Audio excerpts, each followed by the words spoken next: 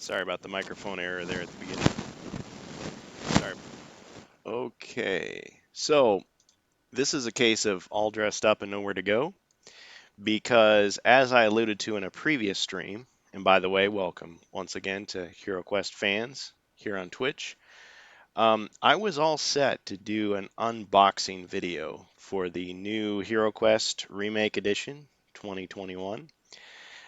Several people have already gotten their boxes of the mythic and heroic tier of HeroQuest, but several of us have not. There have been, of course, supply chain issues, delivery issues, and so I'm not set to get my copy of the new HeroQuest game until sometime Tuesday afternoon or evening.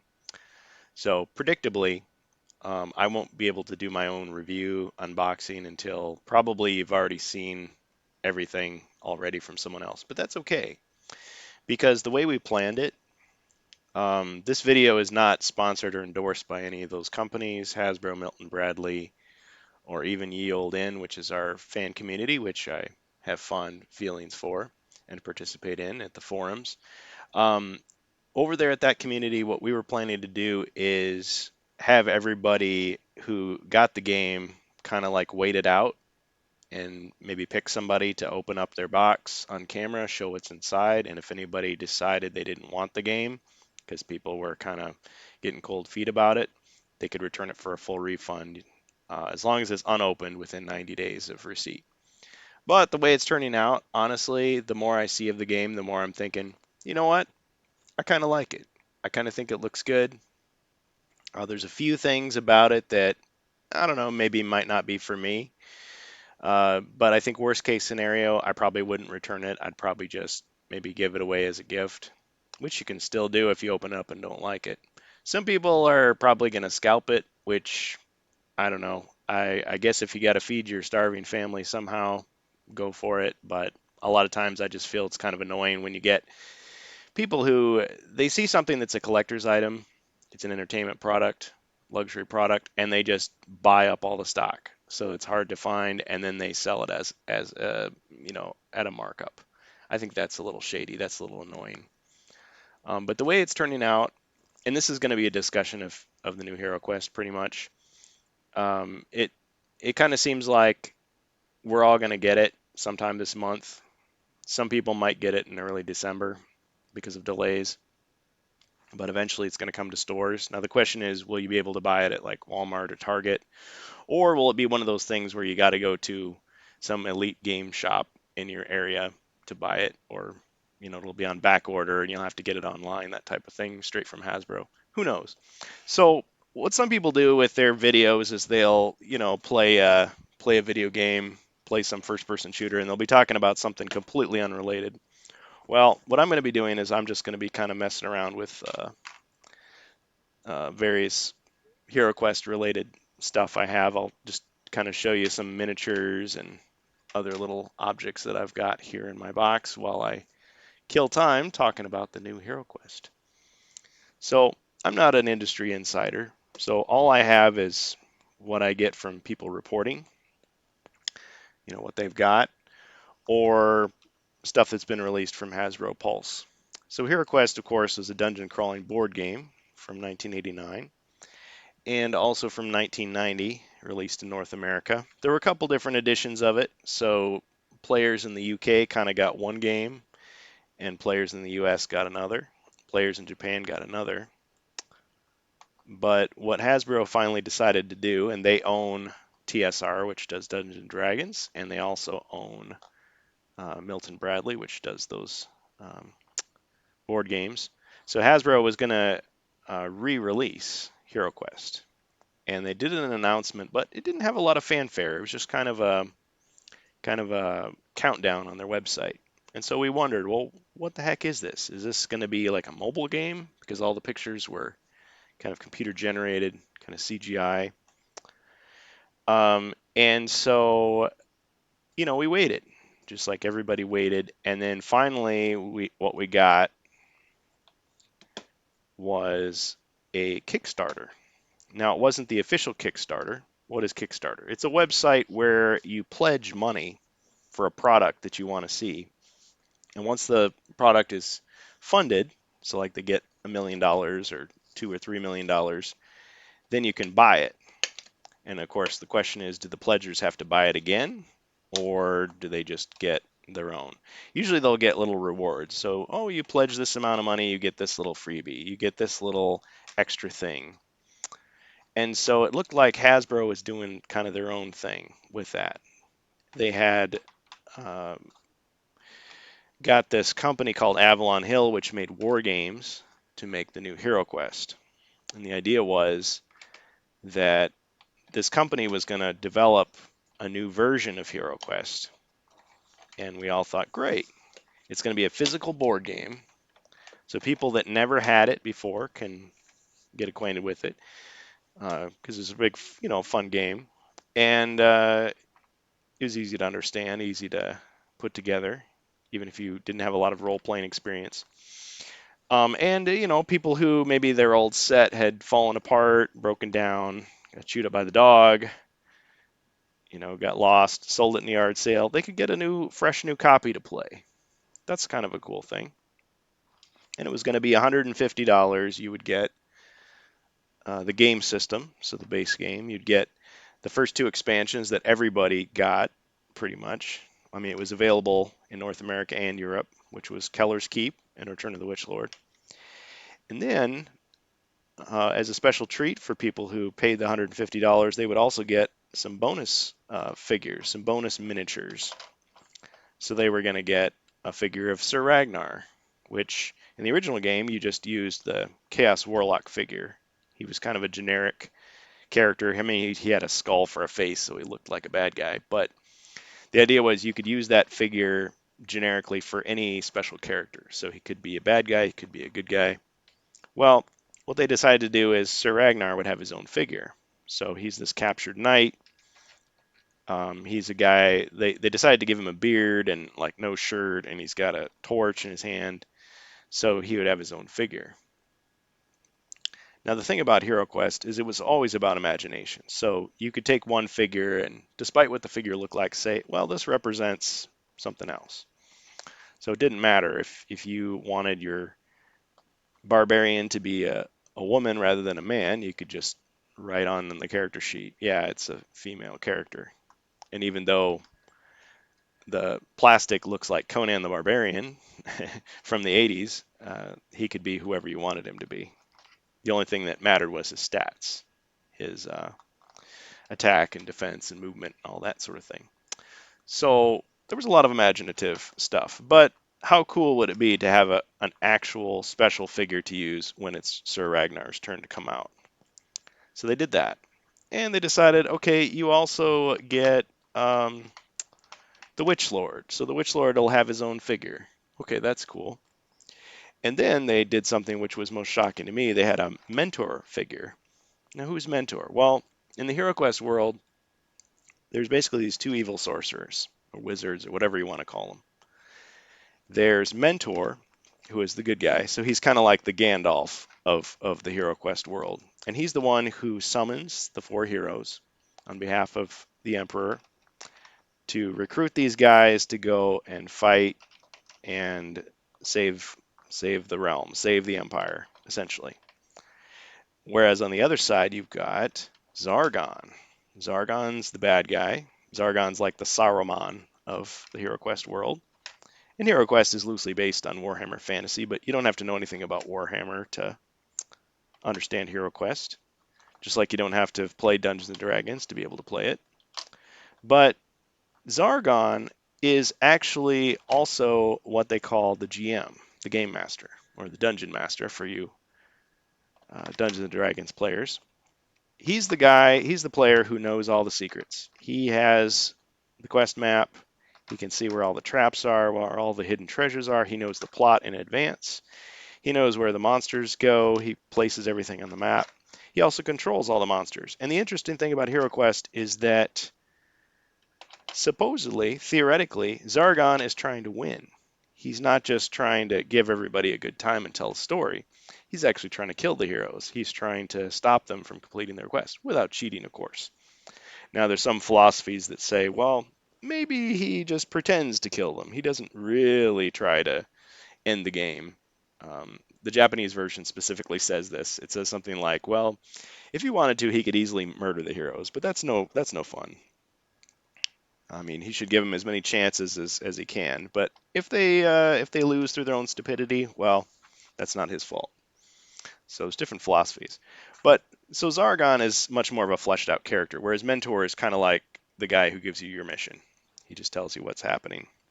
He's, working behind the scenes. He's not an actual character. Well, in this new version, they decided, what if we had a character representing Mentor? So they had an actual figure that they called Mentor, and he was like an alternate to the wizard. And so you've got this mentor figure. Well, this caused a little bit of an uproar because when I was a kid, I get HeroQuest, and you keep seeing this guy on a lot of the imagery. You see it on the GM screen, which is the little cardboard platform that separates the Zargon player from everybody else, hides his secrets. And it shows this guy with a white beard, and he's got a red cape, kind of a Dracula type cape, and it looks like he's commanding the monsters to move forward, like he's generating them from his magical book or whatever. They're forming out of the ether underneath his cloak and coming towards the heroes to attack them.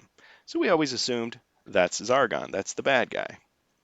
Well, as it turns out, when you look into the lore, especially when you go into the European stuff, because the game really did begin in the United Kingdom, Great Britain, and spread across the world, and so they call the EU or European rules.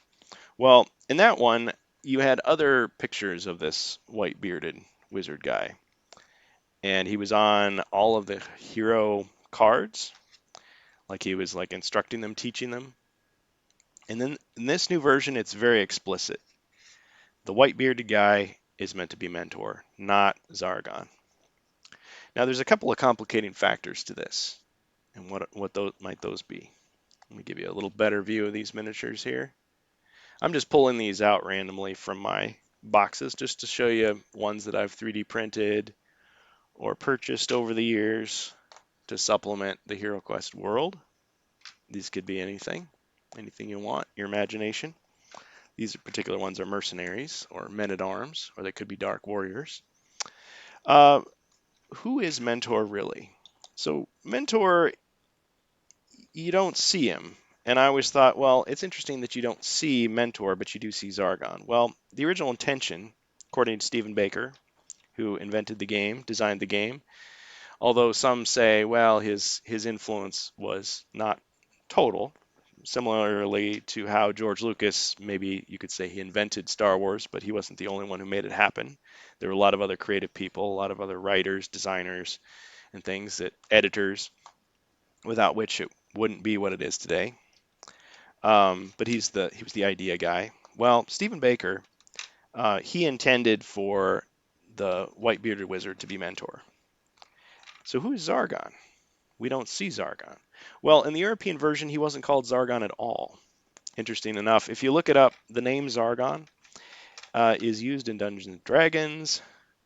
I keep tripping over my words. Dungeons and Dragons, yes. It's used in Dungeons and Dragons. It's used in other lore. It's kind of like a generic, exotic bad guy or mysterious sounding name. Zargon. Ooh, kind of sounds like Sargon, like Sargon of Akkad, the great emperor, uh, semi-legendary, actual historical figure from times past. So it kind of evokes that name, but Zargon. But the original name used for the evil sorcerer, evil wizard player for HeroQuest was actually Morcar. Well, who is Morcar? What kind of a name is that? Well, actually, there is a historical figure called Morcar. You can look him up. He figures into the Battle of Hastings and all of that European history. So whether he's a good guy or a bad guy, for good or for ill, that's the name of the bad guy in the European version, the original version of HeroQuest. Now, the first edition of HeroQuest is very different than later versions. The rules changed quite a bit, but the core gameplay is there.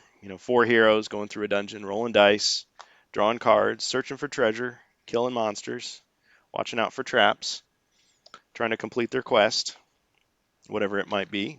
Through 14 quests, trying to become champions, trying to defend the Empire from the evil forces of chaos. Well, Morcar and Zargon are the same thing. But the figure you see, the bearded figure, is always meant to be Mentor.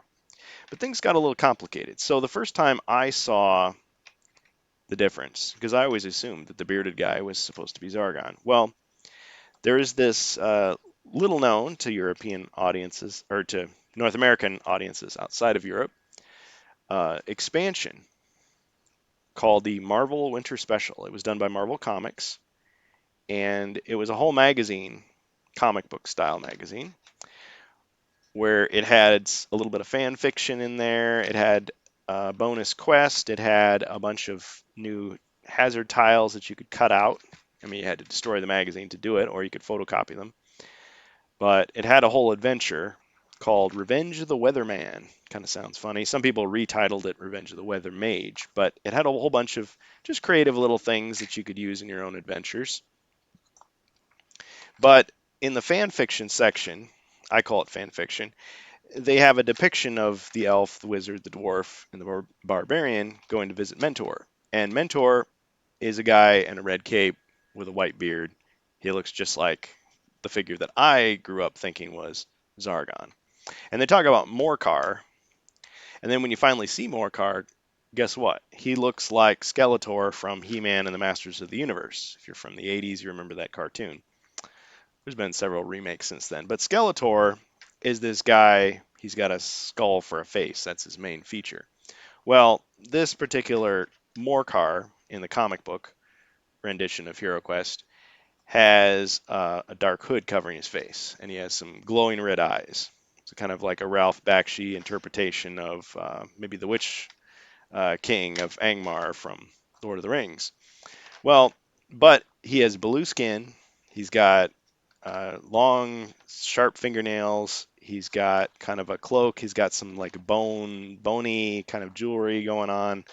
He reminds me of Skeletor with a cloak over his face, with a hood over his eyes. That's what Morcar was supposed to look like. Okay, that's kind of weird, I thought.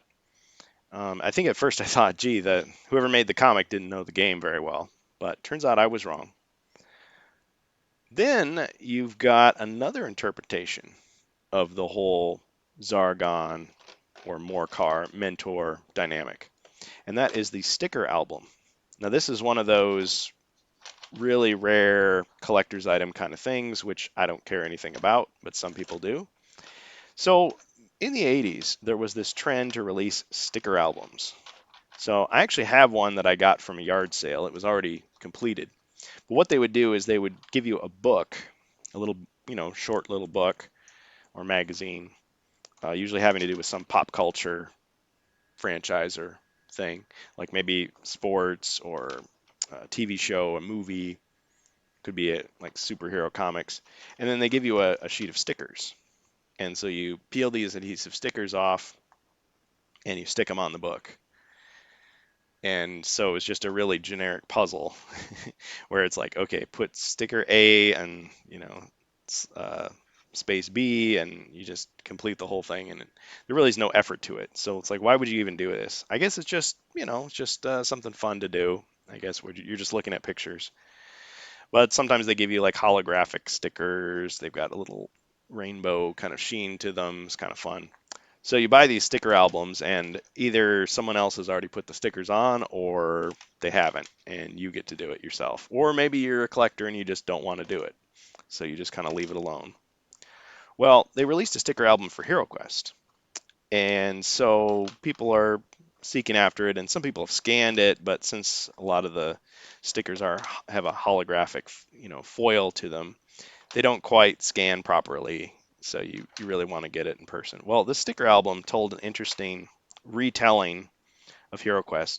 Now you got to remember, HeroQuest is a game where anything can happen, more or less. I mean, there's a quest, yes, but it's nothing's predetermined. You decide what corridor you want to go down. You decide who you're going to attack. You decide the names of your characters. You might have 4 people each controlling 1 hero, or you might have 1 person controlling 4 heroes, or 2 people controlling 2 heroes each. Maybe Zargon is trying to keep everybody entertained, or maybe he's really trying to kill everybody. Maybe he's taking a lighter approach. Maybe he's kind of riffing. Maybe he's kind of improvisationally adding things into the quest that really weren't there to begin with, just to make it a little more fun, a little more surprising. So a lot of things can happen. But let's say you get an interpretation of it, and you say, okay, well, here's a comic book about the wizard going in battle and finding the Borin's armor and putting it on, finding the spirit blade and killing some zombies. Because in the European version, it never says the wizard can't put on Borin's armor or use the spirit blade or use Orc's Bane. In the North American version, they explicitly say cannot be used by wizard, so he can't do that. So the wizard is a lot weaker in the North American version. But anyway, in this sticker album, they tell a story. And in the story, you clearly see that Zargon is a white bearded wizard with a red cape. Or I should say Morcar. So Morcar is the evil Santa looking guy. Well, wait a minute. I thought you just got done telling me that the red cape, white beard, that's Mentor, the good guy. And the bad guy is the Skeletor looking guy. Well, the sticker album contradicts that. And this was released only in Europe. The birthplace of HeroQuest was in the UK, and sure enough, the UK players knew about this decades before any of us did in North America. So what's going on? So wait a minute. If that's Morcar or Zargon, who's Mentor? Well, in the sticker album, they gave us a picture of Mentor. And so Mentor looks just like Zargon, except he's got a little skull cap on, like a little yarmulke, and he wears blue instead of red, but he's got a big white beard. You know, it's a kind of a cartoony depiction of him. But you've got these 2 guys, they could be twins, they could be brothers. In the world of fandom, there's some who say, well, maybe it's like a Jekyll and Hyde kind of thing. Maybe they're the same guy. Maybe the same guy who gives you your mission is the same guy who is trying to kill you. And I guess in game terms, you could say there's only one game master. There aren't 2 game masters. There's the guy who gives you your mission, helps you out, gives you all the advice, and then he turns around and tries to kill you by sending orcs and zombies and chaos warriors after you. It's the same player, just playing different roles. So maybe the fact that they depict them similarly as kind of the same guy, just wearing different hats, so to speak, with maybe like a little different color, makes a certain amount of sense, a certain amount of poetic sense. So you could look at it that way. But you've got the sticker album giving you one interpretation. You've got the Marvel Winter Special comic book giving you another interpretation.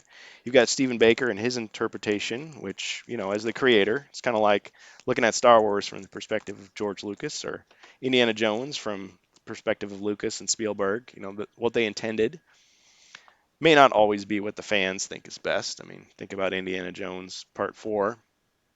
Think about the Young Indiana Jones Chronicles, you know, mixed views. I know there's some, they have their fans and they have their detractors.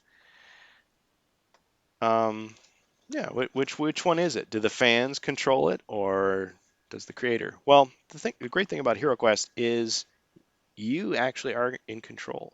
When it's your game and your table, yeah, there's what the official company line is, but what you decide to do is what you decide to do. I mean, they give you permission to make your own quests because they give you the blank quest book at the end. They say use your imagination. They say when there's a conflict in the rules, you're not sure what to do. You have the final say. Use Argons or more cars out there, the GMs. And you can make your own characters. You can do whatever you want. So you can go even beyond those borders. So the whole question of what is the HeroQuest world has changed several times and is changing again. So that's another thing I want to talk about next. I realize I've said a lot, but I got a lot to say, and I'll have a lot more to say as time goes on, as more evidence comes through of what the remake is really like. Um, so what is the HeroQuest world? Well, we've already established that There are these two evil sorcerers. Well, there's two sorcerers. One of them's evil, one of them's good. Mentor's the good guy. Morcar Zargon's the bad guy. What Zargon or Morcar looks like depends on who you ask. Now it's intended to be the evil Santa guy is Mentor, and Zargon, who knows what he looks like. But that's the 2021 interpretation. So you've got that. But what about the world? Well, originally, Milton Bradley, owned by Hasbro, worked with a company called Games Workshop. And Games Workshop was well known at the time, 1989 and before, as the owners of the Citadel line of miniatures, fantasy miniatures. And if I get any details wrong, any dates wrong or anything, some bigger nerd than I will contradict me and correct me. That's okay. But from what I understand, you've got the Citadel miniatures. And so you had this thing called Warhammer Fantasy. So it's a war game. Here's one of the Dave Morris novels. Believe it or not, this actually came with paint splatters on it. But the book is there. The book is intact. So this is a HeroQuest novel. Now, Dave Morris was kind enough to actually release the complete text of these novels for free online. So if you never found these collector's items, don't worry. You can read them in their entirety online for free with the blessing of the original author, which is great. They have little adventures in there. There's like a choose your own adventure, there's a quest, and then there's like a little prose short story, and he gives his own map. Well, look at this. The HeroQuest world is loosely based on the Warhammer world, which is a copyright of Games Workshop and is used with their permission. So I got the Sea of Claws, there's Britannia and the Empire, Kislev, all this stuff. Well, Warhammer Fantasy Battle was a war game. So you've got armies on a battlefield, you're rolling huge amounts of dice, you're doing measurements to see how far the companies are away from each other, you're doing attacks. Sorry about the dust there on my little surface here. Well, HeroQuest was originally intended, at least from the Games Workshop perspective, to take their Citadel miniatures and incorporate them into this board game, cooperating with Milton Bradley, because Milton Bradley wanted to make a board game. Stephen Baker wanted to make a simplified role-playing game.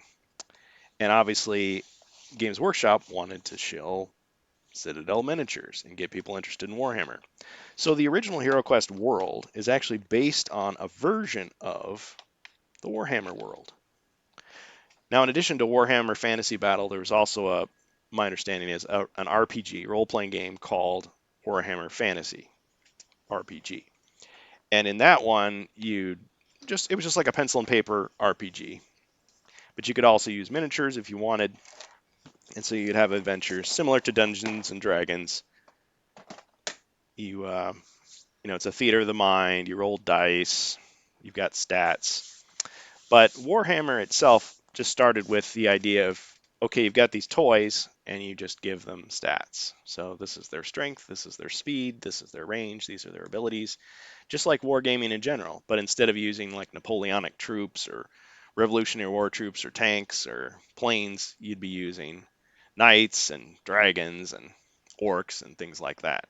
Stuff from the imagination of Tolkien, but also things that Games Workshop invented, like Fimmers and Chaos Warriors.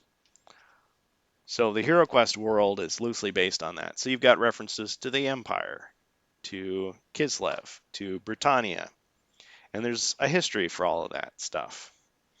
And I think it goes back to maybe like the 3rd edition or the 4th edition. I forget which one coincided with HeroQuest, but there was a version of Warhammer lore, if you will, that was incorporated into HeroQuest. And you actually see more of it in the European version. And since I grew up with the US version, I didn't really get all of that. I just got the bits and pieces that were still left in the North American or US version. So they reference things like the World's Edge Mountains or Blackfire Pass or the Empire. And if you look closely at the maps, because there's a map in Return of the Witch Lord on the back of the quest map, but it's only in the European version. It's not in the American version or North American version. And the map is straight out of one of the Warhammer fantasy books. And it talks about the old world, and it talks about the new world. And so it's like a fake Europe kind of thing. Similar to how Tolkien made a fantasy version of Earth's past. So instead of the Middle Ages, it's Middle Earth. Well, what is Middle Earth? It's the Mediterranean, a little bit of North Africa, Europe, the British Isles, the islands, and it's kind of a idealized fantasy version of the past. And so you've got things from history. You've got stuff that kind of sounds like the Roman Empire. You've got stuff that kind of sounds like Camelot, from legend in Sherwood Forest. And you've got stuff like, I don't know, ancient China and um, ancient Egypt. And it's all kind of thrown together. And then you've got fantasy creatures like goblins and orcs and trolls and things like that, ogres. So, and wizards, of course, because there's magic in the world. So, HeroQuest is taking the Warhammer stuff and putting it into a dungeon crawler. So, instead of having big armies fighting on a huge battlefield, you've just got 4 guys in a dungeon looking for treasure, similar to Dungeons and Dragons. Occasionally, they'll come across some big bad monster or evil sorcerer and have a big fight on their hands, but ultimately they're just going around. They're not really leveling up. That was something that the Japanese version had, but they're just getting bigger weapons, better, maybe some magical artifacts that make things a little easier, but then they're encountering stronger monsters, bigger challenges, puzzles. They're trying to work together to get the job done. So HeroQuest was pretty revolutionary at the time because it was taking what a lot of people considered to be a super expensive hobby, which Warhammer tended to be because you were having to buy these huge armies and paint them, and figures were made out of metal, and it was kind of cumbersome. It was out of reach of the average person. You had to be a really hardcore aficionado to really get into it. But instead, you just buy the box, it's all in the box, and a kid of 9 or 10 years old can figure it out because that's what they recommended it for. Age 9 and up for the European version, 10 and up for the North American version. Now, the new version, they're saying 14 and up. And I thought, 14? What is this? Is this just trying to tell adults, hey, it's okay to play with toys? But then I saw a, the box of a version of Advanced Hero Quest that had a sticker on it that said, recommended for age 14 and up, warning, sharp points. I thought, oh, so these pointy little swords, they're worried that kids are going to get hurt on. So they say, well, you're 14 and up. And I guess you're using a palette knife to like cut it out of the sprue. And maybe if you use, if you paint it, well, you got to supervise the kids. So 14, yeah, it's probably complicated enough that that's what it's for. But HeroQuest was intended for 9, 10-year-olds up to adults. It helps to have a more mature person to kind of figure out the complicated rules and kind of keep everything under control. But 14, yeah, I don't think so. I don't think there's any mature content in there really that would be inappropriate for those ages. But, the parents make the decision for their kids. So I'm all over the place here because I've got so many thoughts about it. But you've got the HeroQuest world, okay? The problem with the new game is that Hasbro didn't get the blessing, consent, or didn't come up with an agreement with Games Workshop. So no Citadel miniatures. Okay. So that means no Chaos Warriors, no Fimmers. And not only that, they didn't get the Warhammer Fantasy background for the world. Now, it's not a big loss for North American players because we didn't have the world map from Warhammer. We didn't have the illustrations in the quest book that were taken straight from the Warhammer Fantasy books. That's okay. But some of the names were not considered kosher. So now Hasbro made a wise move, in my opinion, in getting Stephen Baker on board. Because, as you know, Stephen Baker was the inventor of HeroQuest. He often introduces himself that way. I'm the inventor of HeroQuest. Now, there was some other guy, I forget the guy's name, but I think he was in charge of the miniatures, and he basically downplays Stephen Baker's involvement. So I don't know if the two had bad blood between them, professional issues, but Stephen Baker didn't make the miniatures. That was Citadel. And he had some oversight in the design, but Stephen Baker's original idea was way different than what we ended up with. His board was huge, and it was a threefold board, but they basically forced him to pare it down to a regular size board that would fold in half. And so he had to work within those limitations. Now, similar to George Lucas and Star Wars, he couldn't do certain things, so he had to kind of become more creative, kind of edit things down to make it all work. Sometimes that brings out the best in a project. When you have limitations and you're forced to work within those limitations, as opposed to you just have infinite money, infinite time, only yes men, and you just do whatever you want, and it could be a big mess because there's no restraints at all. So it's probably a good thing that Stephen Baker couldn't do exactly what he wanted from the beginning. Although I'm still curious, I'd be interested to see what his original game looked like. I'd be interested to see how it played. But his original goal was to bring that sort of role-playing, wargaming, Dungeons and Dragons type experience to the masses. To take it out of the geeky basement, um, old guy playing a war game. He's got all kinds of time and money. Take it out of that and just give it to, like, a family trying to do family game night, or little kids trying to use their imagination, to make it more accessible to those kind of ordinary folks. And I think there he succeeded. And I think Milton Bradley, whoever made the decision to push him more towards the board game and away from kind of the role playing game or the war game, uh, made the right choice. And in fact, they actually helped him accomplish his original goal a lot better than he originally did. And sometimes that's what you need in the creative process. You need an editor.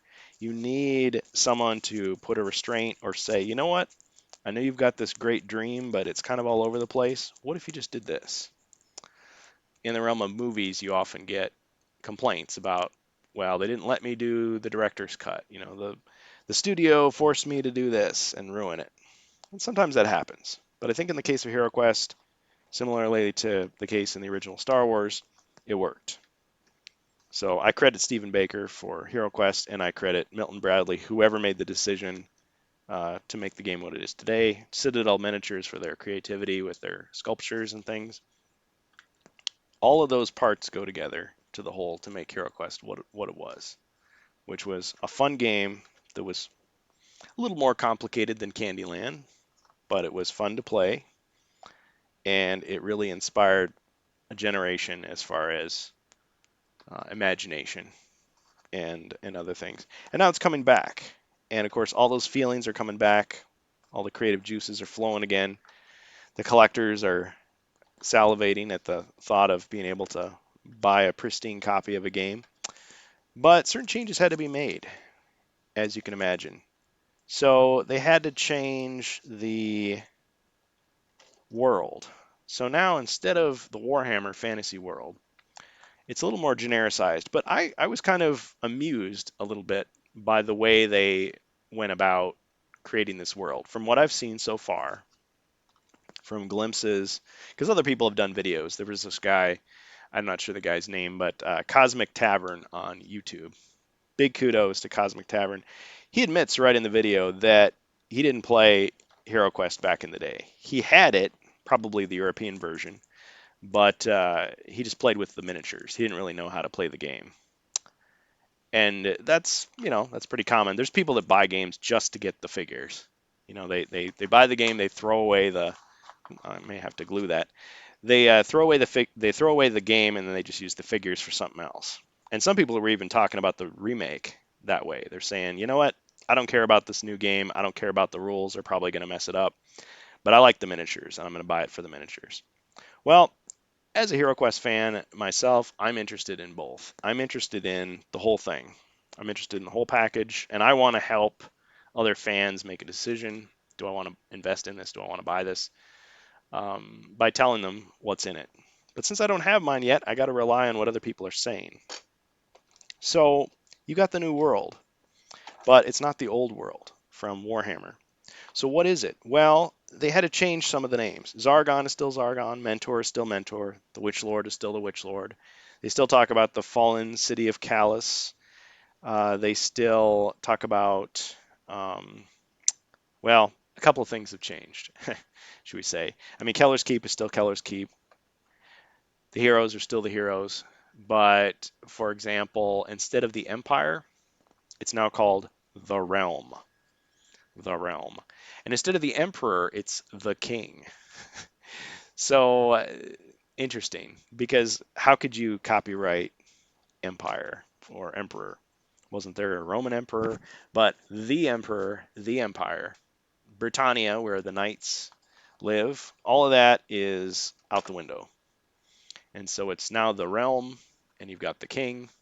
So it's kind of like Mad Libs. It's like someone went through the text of the quest book and they replaced every instance of emperor with king, every instance of the empire with the realm. And a couple other things, like whenever it says men, they just put warriors. Okay, they're trying to be more gender inclusive, but they've also included female versions of a lot of the characters as alternates. And that was never a problem for us back in the day because, hey, if you've got a little girl who's playing with the little boys in the game and she's like, well, I want my wizard to be a girl. Okay, well, give it a girl's name and it's a girl. That's okay. I mean, you can't change the figure. Maybe you could buy a female wizard character, but you wouldn't have to. You could just pretend because you're already pretending. I mean, how tall is the barbarian? What color is his hair? What color is his clothes? What color is his eyes? You know, what does his voice sound like? Is he speaking French? Is he speaking Portuguese? You know, he's just making grunts. Well, that was all in your imagination. The barbarian was just a stand-in for whatever your character really was. And yeah, he's got 3 combat dice to attack with and 8 body points. But other than that, it's pretty much whatever you want him to be. Well, in the new game, they decided, you know what? There's going to be a female barbarian, female dwarf, female wizard, female elf. And I thought, cool, that's great because it's more variety. And in the quest packs that were released in the 90s, so 1992, you had the barbarian quest pack, which was called the Frozen Horror, and you had the elf quest pack called Mage of the Mirror. In those packs, you had a female barbarian and a female elf. And the instructions are quite clear. They have the same abilities as the male counterparts, but if you just want to use that character, you can. And they just say, don't go overboard and have 2 barbarians or 2 elves in the same game. It might make it too easy. Well, my honest opinion is those quest packs are so hard that you probably could get away with doing that and be fine. So they at one point they were planning to do a dwarf quest pack and a wizard quest pack, but we never actually got them. And there's some interesting preliminary sketches and even prototype or alpha type, whatever they call them, miniatures out there for those. And I thought, how cool if they actually finished those and released them. Well, before that happens, we get female versions of the heroes. Actually, let me go down a list of the things that I know about the HeroQuest remake. So if you skip to this part, so you can find a list of information over at Ye Olde Inn. You can find it at other places too. Facebook is kind of hard to keep track of because you know you've got that news feed flying along and stuff kind of gets buried and people squabble back and forth and talk about other things unrelated. But it's all there.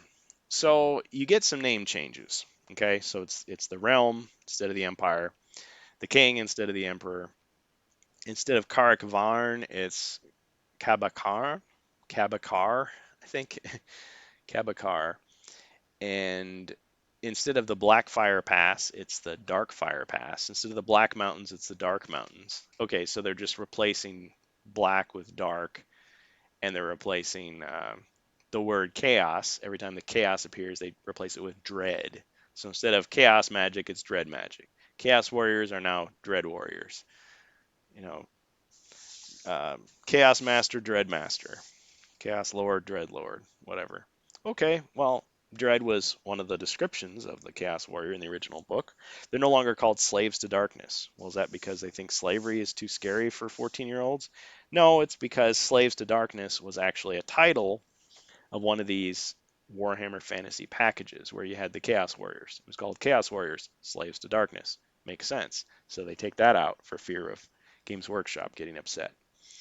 And then we've got the Fimmers.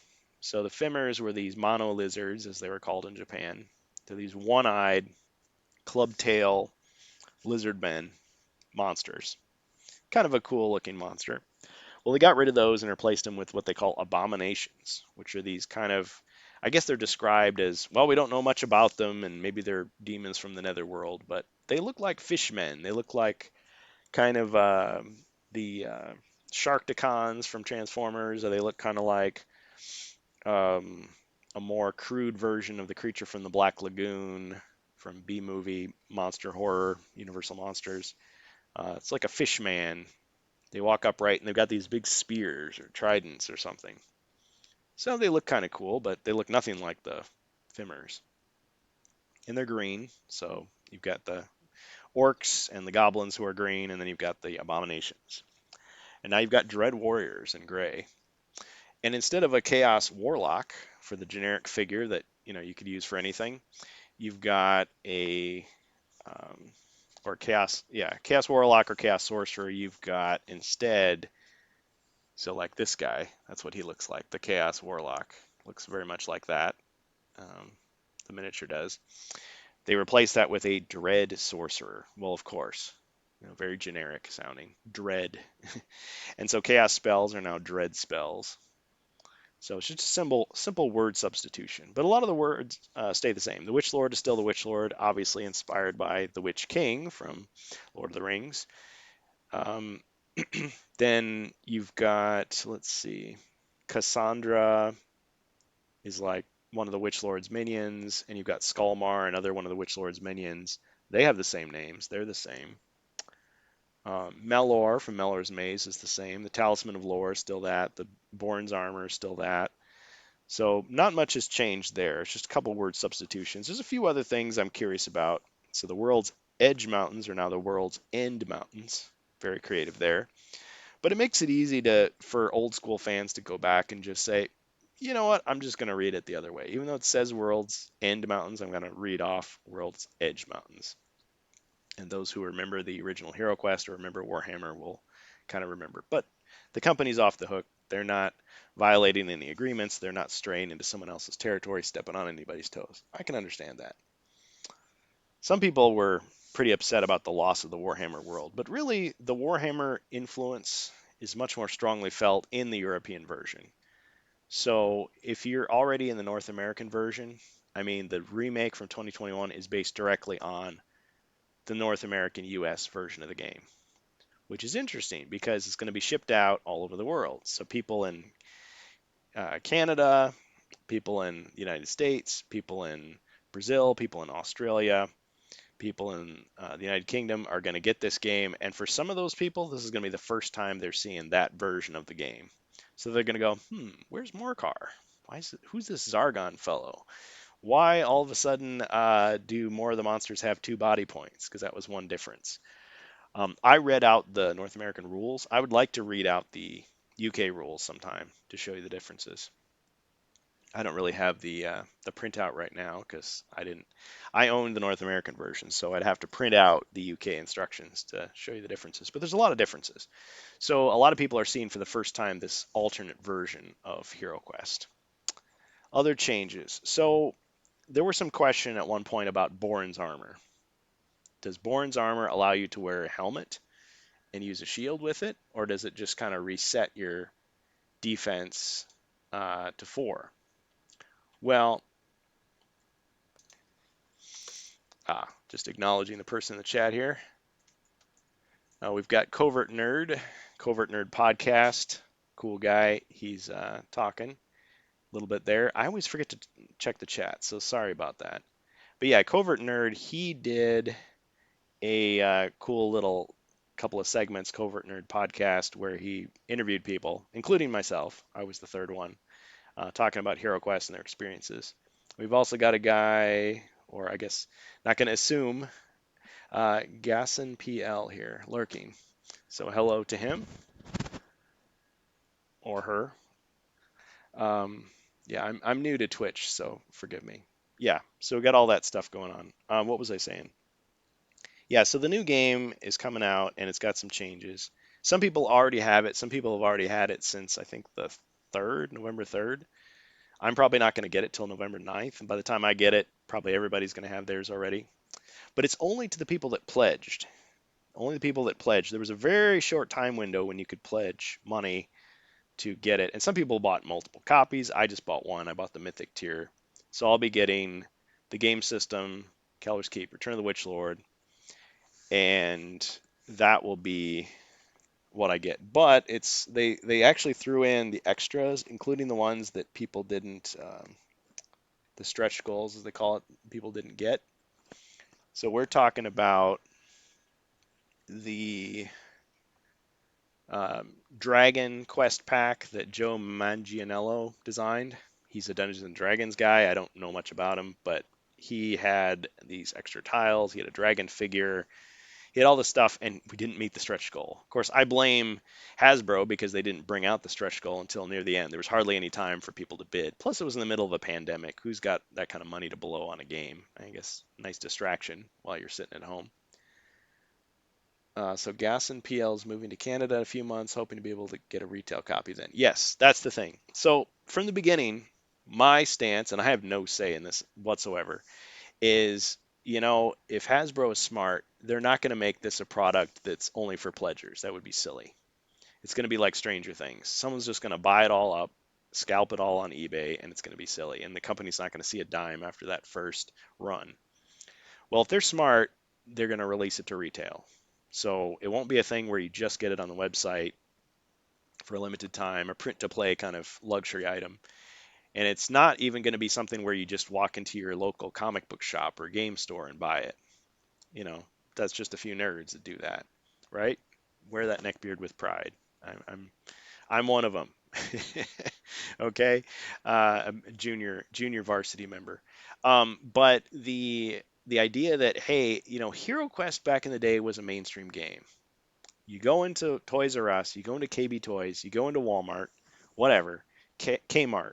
You walk in and you've got, let's see, I could buy Clue, I could buy Monopoly, Candyland, Risk. Oh, Hero Quest. Yeah, that's not too expensive. I'll just try this out, see if it's any good. Well, that's the way the new Hero Quest needs to go if they want to recapture that spirit, because the original intention with Stephen Baker was to make a game for the masses, a game for the fans, a game for regular folks to introduce people to that fantasy world and how fun it can be. Not just super nerds and collectors and old men who like playing war games or role playing games. Kids, families, young adults, young parents, um, all those kind of folks. So I think they're moving in the right direction. There's a lot of signs that they are moving to retail. And so after all this pledge nonsense is over, by early December, when everybody's got their copy that they pledged for, um, people will be able to just go into a store and buy it. And I think that's the way it ought to be. So all the mystery will be removed. Yeah, they won't have the exclusives, but honestly, the exclusives are just sugar on top. The original Hero Quest, the point was you could design your own quests, you could do what you wanted, and so all that extra stuff you can just design it. You know what? I don't like the heroes that Hasbro's given me. I'm going to create some new ones. Oh, I don't like the spells. Oh, okay, I'm going to create some new ones. Oh, I don't like the quests. I'm just going to design my own pack of quests. Great. You can share it with your friends. You can share it online. Do what you want. That's what it is. So I was going to talk about Battle Masters today, but I left my box of Battle Masters somewhere else. So I'm going to have to get it out and do probably a separate stream for the Battle Masters discussion. I did get the miniatures that I was missing from the first package. I got a generous refund from the person that I bought it from on eBay. And so I'll be getting that box out and showing you the new ones. It's really just some goblins, some orcs, um, goblin wolf riders, and I think there was a tile that was missing. But I'm really excited about Battle Masters, and Battle Masters is not being rebooted. It's HeroQuest is being rebooted. So I want to talk a little bit more about HeroQuest. So I'm going to get some more visual aids to show just to kind of pass the time. So just give me a moment. I'll be right back. Since I've already showed all my minis, you can rewind to do that. And maybe I'll get some cards to show you. So I'll be back in a moment. Thanks for joining. All right, so if you're just joining us, welcome back to the HeroQuest fans. Whoa, sorry about the, I need a new microphone. Welcome back to the HeroQuest fans stream here on Twitch. I just wanted to talk some more about the new remake HeroQuest. I'll be talking about Battle Masters some other time. Just some visual aids. So this is originally I was going to put all the cards in these deck boxes, you know, these nerdy deck boxes they sell. Now let me just adjust my camera here. Low budget setup strictly. So we got these. So what is this? Okay, well this is just a little deck protector. What's that? Oh, it's just printed out. It's just paper. Little piece of cardstock in here, and oh, it's just a little printout. So you can do that, and that's kind of how I started with adding additional components to HeroQuest. You know, I had these little, like, oh, I designed a little thing. But then I got more sophisticated. I invested some more money. And so I've got these cards. So these are professionally printed cards. Good luck getting this stuff done now with supply chain issues. But I mean, you can see that that's a nice little finish on there, and it's got the proper corners and everything. And this will cost you 50 cents to make. And yeah, it doesn't need a sleeve, but I kind of like having it in a nice little sleeve. You know, you can still shuffle it. You can put it through a card shuffler. So I did some of these. And these are just these little, you know, for drawing your cards. It's kind of handy. So I'm going to talk some more about the HeroQuest remake. So we're going to do this unboxing for the community. And we were going to say, okay, you've got 90 days from when you get your package to return it unopened. So don't open it yet until you know what you're getting into. But then we thought, well, one or two people can sacrifice their refund, open it up, show what's in there, and let the rest of us decide if we want to buy it or not, or if we want to return it or give it away as a gift, whatever. Well, mine isn't here yet. So I'm just kind of shooting the breeze, kind of waiting for my copy to be out. By the time it gets here, it'll probably just be a review rather than an unboxing. But the things I'm curious about are, what are the rule changes? Are there any rule changes? We know that they're using the basic North American rules for the remake. And they said, we're only going to make slight adjustments. So let's say you have a corridor and you reveal the first monster in the room or in the corridor, but there's like 3 or 4 monsters behind him. Well, Zargon needs to lay out all the monsters in that corridor. You just see them all. Okay, fine. I guess I always played that way, but it doesn't say that explicitly in the rules. I've only seen little bits and pieces of the new rule book. So when people are like flipping the pages in their review, their unboxing, I'm like, freeze frame. Okay, Cosmic Tavern. Hold on a second. Let me see. What does that page say? And I'm like zooming in, trying to read it. It's kind of funny. Until I have it, that's all I can do, because they haven't really told us very much. So one of the things that I saw on one of the cards is Born's armor. Do I have Born's armor here? Let me see if I can find it. Well, Born's armor, they clarify on the card, which they never did before, is that you can wear a helmet with it. I always thought you could, because I always just treated it as a piece of magical plate mail that doesn't slow you down. So normally plate mail, when you wear plate armor, you've got to, yeah, I don't have it with me here. Just have these other cards. Normally you can only roll 1 movement die. while you wear the plate mail. Whereas with Born's armor, there's no restriction because it's magic, it's enchanted, whatever, it's special. Well, they clarified because in the picture it shows a helmet with it. So some people were thinking, well, it's just like chainmail, but then the helmet, it has its helmet with it, and maybe it's a set or something like that. Well, they clarified you can put on Born's armor, so that gives you 2 extra defend dice, and then you can buy a helmet and you can buy a shield, and you'll add 1 extra for the helmet, 1 extra for the shield, and have 6 for defend dice, and the wizard can't wear it. So that's a little clarification. They also did another clarification with courage, which is a fire spell. And for courage, the idea is the hero that it gets cast on gets 2 extra attack dice, but it goes away when he can no longer see a monster. Well, what does see mean? Does see mean monsters are visible in the same room with him? Does it mean that he has an unbroken, traceable line of sight from his figure to their figure? Well, they clarified. What they mean is a line of sight. So as long as the hero has monsters in his line of sight, courage is still active, and he still gets the 2 extra attack dice when he's fighting those monsters. Now, when we played, we had a homebrew rule which said at the end of his turn, meaning he kills all the monsters in the room, but he hasn't used his movement yet. He can run into the next room and spot some monsters, and then he's still got courage. Well, they didn't clarify that. What else? There were a couple of other small little things like that. And those are the type of subtle things that I'm looking for in the rule book. I want to see, did they make any other clarifications? But from what I've seen so far, I don't think there are very many of those.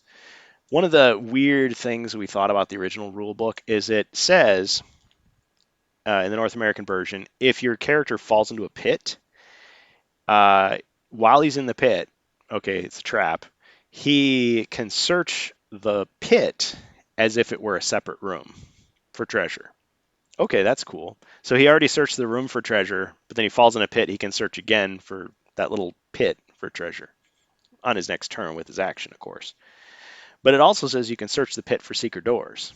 And I thought, when is that ever going to happen? That never happens. Because for that to make sense, searching for secret doors in a pit, you'd have to create a quest specifically where there's a secret door in a pit, which never happens in any of the official quests.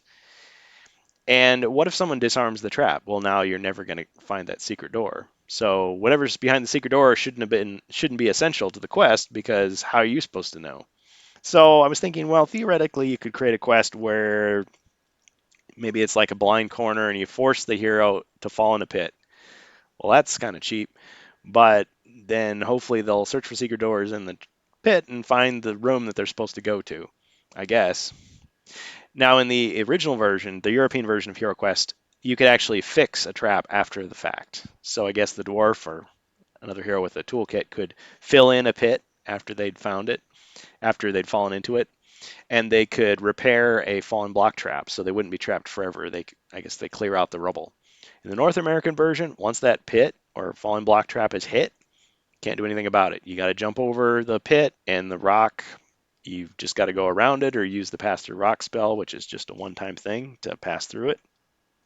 So you can get trapped forever, or you can get in a really sticky spot. In a lot of ways, the North American version is harder than the European original. A lot of the monsters only have 1 body point in the European version. But something that people forget, and something that I forgot for a long time, is that in the North American version, you can save yourself from dying. And this is still in the rules. If you have a healing potion, let's say your character gets reduced to 0 body points, normally he's dead, and it's too late for the next player on their turn to try to save you by using a healing spell. It's too late. They can't hand you a potion because they can only hand you a potion on their turn, not yours. By the time you get it, you're dead for real. Well, if you have a potion in your possession when you die, you automatically use it. Using a potion is not considered using up an action. And so you can just use the potion and whoops, and come right back. Here you can see some of my creations there. So these spell scrolls were like a way for characters who are not magical to use magic. So you could give it to the barbarian and he could use it. And I made these homebrew versions where they're alchemist items. So it's not actually magic, it's something else. but it has the same kind of thing. It's just sort of a clever way to replace it. Well, anyway, like I was saying, what I was talking about is some of the rule changes. So one of the changes that they made was that Borin's armor, there's a clarification on the card. So instead of wondering whether it gives you resets your defense to 4 or whatever it is, explicitly Borin's armor is like plate mail, except it doesn't slow down your movement. That's all it is. And if you add a helmet, you get the benefit of the helmet on top of Borin's armor. If you add a shield, it adds the benefit of the shield. Simple as that. That's cool. That's nice. That's how I always played it. Some people played it differently, but I think that's nice. They made a little clarification. They also made a clarification on the Wand of Magic, which is known as the Wand of Recall in Europe, that when you've got this artifact, it isn't just for the elf or the wizard. It's for anybody who has magic, period. Because they did add a couple of new heroes. So they've got for mythic tier people only. So they've got the Bard, who is an orc. He's got 3 spells specifically for him. They've got the Warlock, who is like a halfling quasi dark magician, who's also a hero. She's got 3 spells. They've got the Druid, who's kind of witchy. It's hard to describe her because originally she looked like she was like an aerobics instructor, and everybody laughed at that and kind of made fun of it. So they changed it so she's like wearing like leaves and fur and kind of looks like yeah, like a druid, a fantasy druid with a big staff. So she's got 3 spells. Okay, that makes sense. But then you've also got the spell scrolls and the expansions. So let's say you've got the barbarian and he's got a couple of these. Well, if he happens to be holding the wand of magic, he could use 2 of these on his turn instead of 1, because that's what the wand of magic does. So that's a little clarification. There's a lot of places too where it would say he or and they just say they. It's like, okay, well maybe you're using a female character and you're really concerned about the pronouns being used in the text, so they tried to make it more generic. Or instead of saying men, like I always think of Lord of the Rings. Like they say man or men, they're talking about mankind. They're talking about humans, whether male or female, as opposed to elves or dwarves or orcs or whatever. Well, HeroQuest and Warhammer and Lord of the Rings have a relationship, but they're not necessarily the same thing. So instead of saying man, they just said warriors. Okay, fine. They're warriors. Sometimes with Zargon, they don't even say he. They just say the evil sorcerer. Could be a female player. I mean, Zargon is a male character explicitly. He's a human. He's an old man, or maybe he looks like Skeletor. I don't know what he looks like. See, they don't tell you what Zargon looks like in the new version. They just say, "Hey, the white bearded guy with the red cape, that's Mentor," which for some of us, you know, our world is turned upside down. I'm okay with it. I'm okay with thinking that Zargon and Mentor maybe kind of look like twins or brothers, even though Zargon or Morkar was Mentor's student. We know some of the other changes don't affect the rules at all. So instead of the World Edge Mountains, that's the World End Mountains.